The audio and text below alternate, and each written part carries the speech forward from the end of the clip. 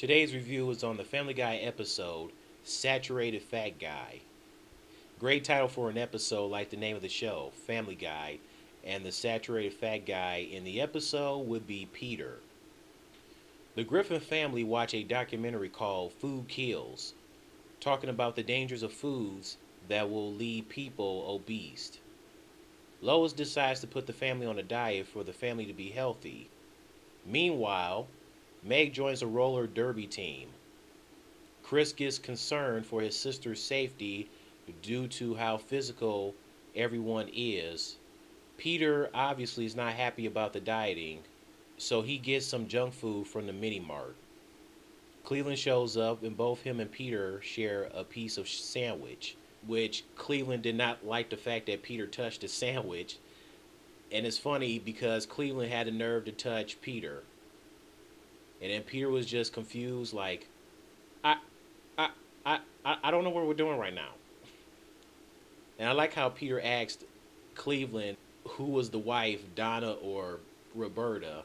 Cleveland just goes, man, I don't know. I just live there. Can I have a piece of your sandwich? Cleveland ended up watching the same documentary Peter saw, but it was a Tyler Perry version of Food Kills. Okay, that's funny. The food continues to draw attention of some people who pay Peter for the food.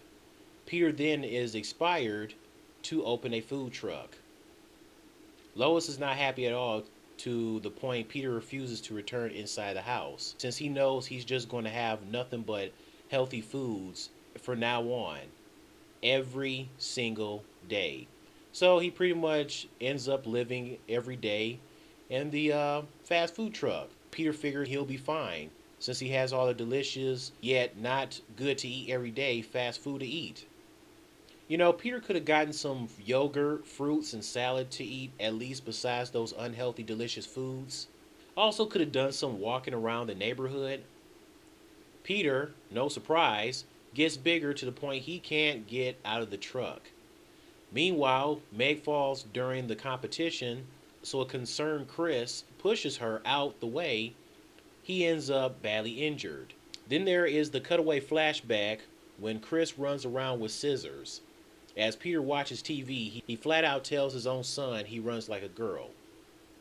Chris is obviously hurt as he shed a tear, so he stabs himself with the scissors in his neck, bleeding to death, blood all over the house. Chris is in a casket wearing a dress at his funeral.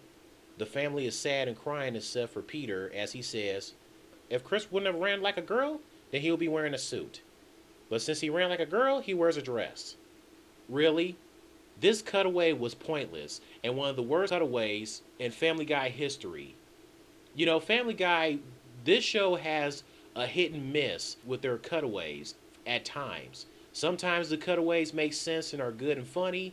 Some of them are just plain ridiculous and pointless. It's like, what was the point of using it in the first place?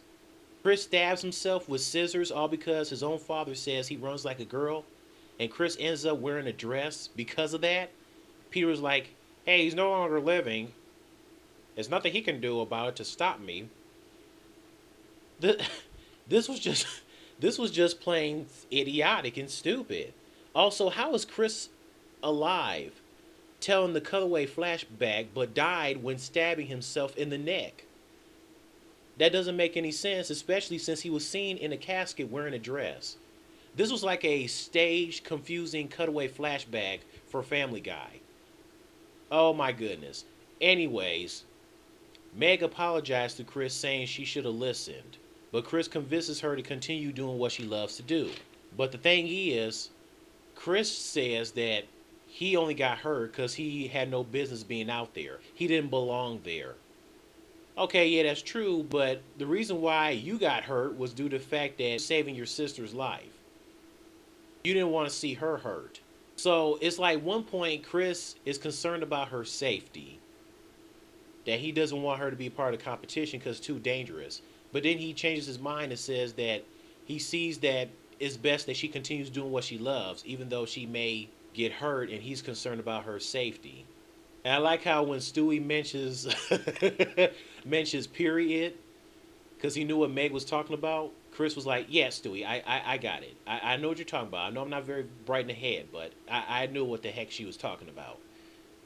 Back to Peter. The food truck at the top had to pretty much be opened for it to be another way to get Peter out. He thinks Lois thinks of him differently and she's glad that this is what happened to him. But that's not true. All Lois wants is Peter to be healthy because she loves him. Peter loves her too and he plans on eating healthy. Oh, and apparently we don't know if Meg won the competition because people started to walk away as they were more focused on paying attention to some chubby kid dancing his butt off. The chubby kid was getting it. He was dancing his butt off. And it was narrated by Morgan Freeman. Morgan Freeman was saying, yeah, that's right. You dance, you fat bee. Dang, like that. You was just savage when you said that. Episode, it was okay. I was just confused with the whole cutaway flashback of Chris stabbing himself in the neck and Peter just being a jerk about it. And then I was a little confused when Chris said that he wanted Meg to continue in a competition because it was her calling, despite the fact that he was concerned about her safety. That's my thoughts on the episode. Tell me your thoughts on this episode. What did you think? And the whole cutaway scene of Chris stabbing himself with Peter being a jerk, saying he runs like a girl.